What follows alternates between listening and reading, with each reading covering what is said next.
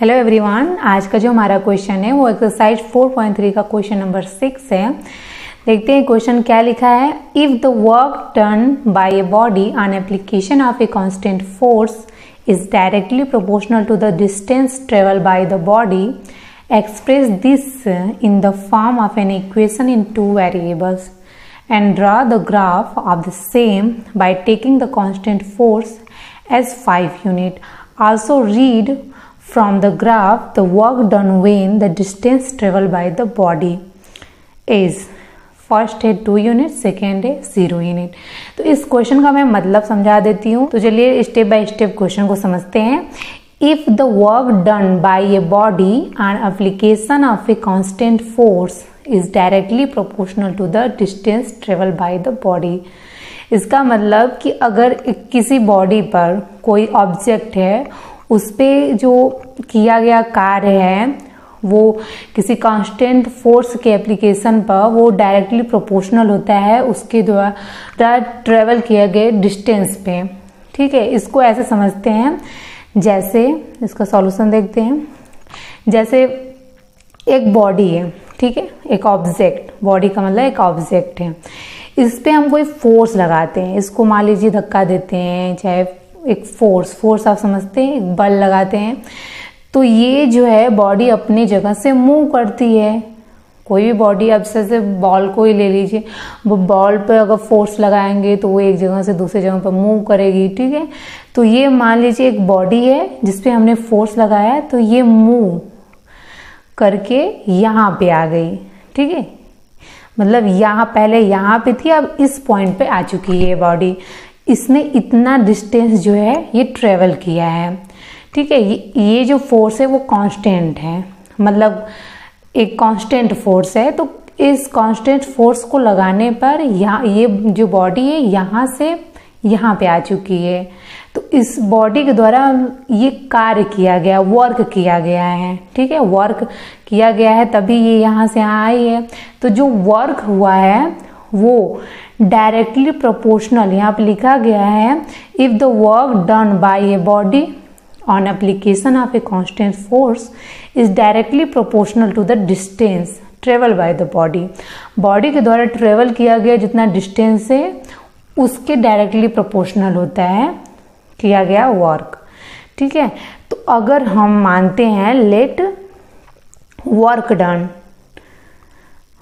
Done by a body is equal to, इसको मान लेते हैं x units.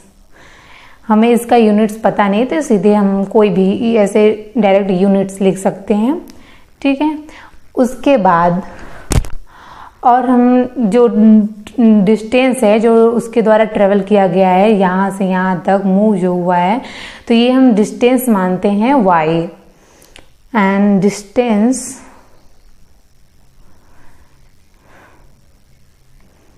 Travelled by body is equal to y units. Okay, इसको हमने सपोज कर लिया। उसके बाद जो कांस्टेंट फोर्स है उसको मान लेते, कांस्टेंट फोर्स है उसको A मानते हैं। ठीक है, जैसे इसमें x और y चेंज होता रहेगा, लेकिन जो कांस्टेंट फोर्स है जिसे हम A मानते हैं वो जो है चेंज नहीं है। कांस्टेंट नाम से ही पता चल रहा है वो कोई नंबर हो सकता है। ठीक है, जैसे 3, 4, 5, तो कांस्टेंट फोर्स लिख सकते हैं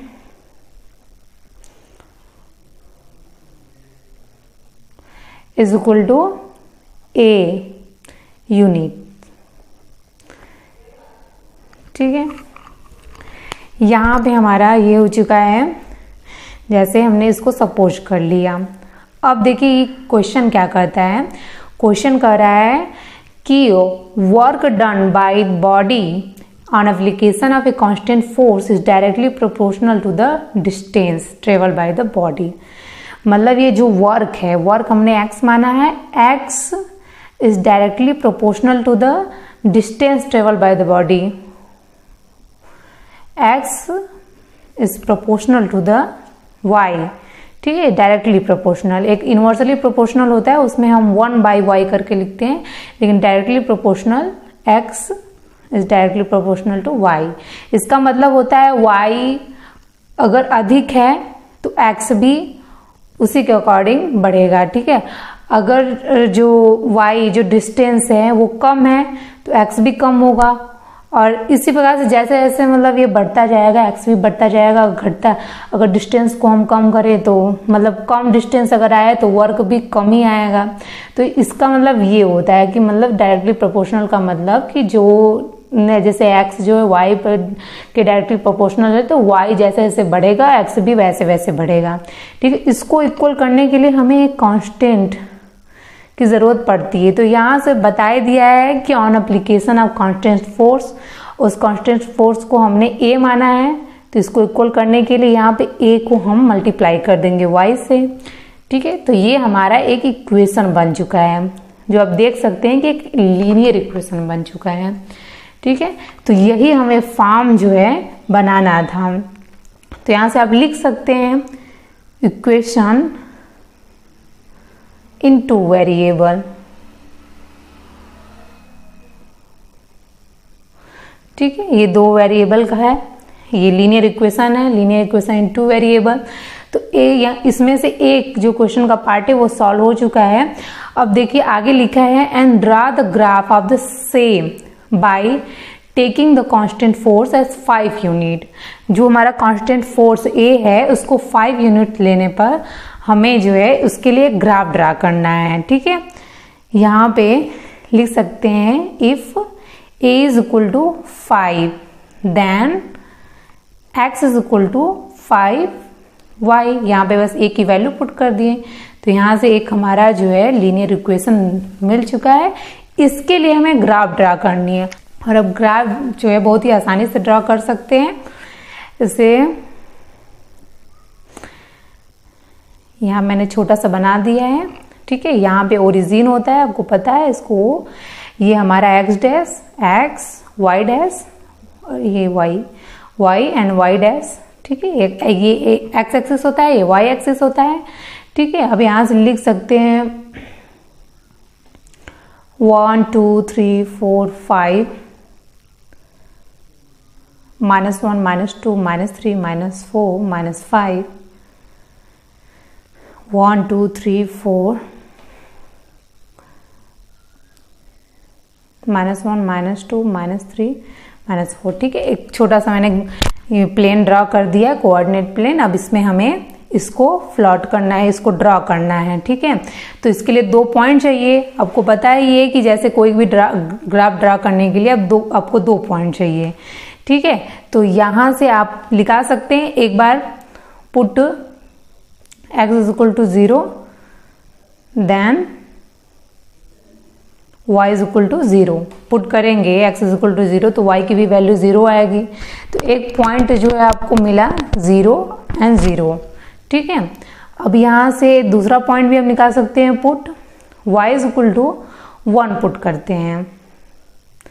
आपको एक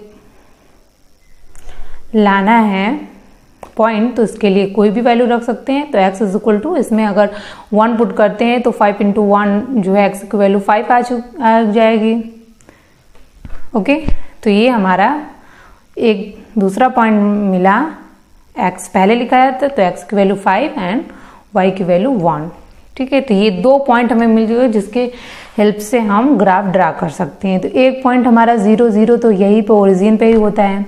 दूसरा पॉइंट जो है जिसमें y की वैल्यू 1 और x की वैल्यू 5 है, तो y की वैल्यू 1 तो एक पैरेलल लाइन ऐसे खींच लेते हैं, ठीक है। और x की वैल्यू जो है 5, तो 5 यहाँ पे है, एक इसके पैरेलल लाइन खींच लेते हैं, तो ये दोनों जो है यहाँ पे क्रॉस होता है। अब ये पॉइंट जो है हमारा 5 1 है, ठीक है। तो 5 1 और 0 0 1 को मिलाते हुए एक लाइन ड्रॉ करते हैं जो कि हमारा ग्राफ बन जाएगा।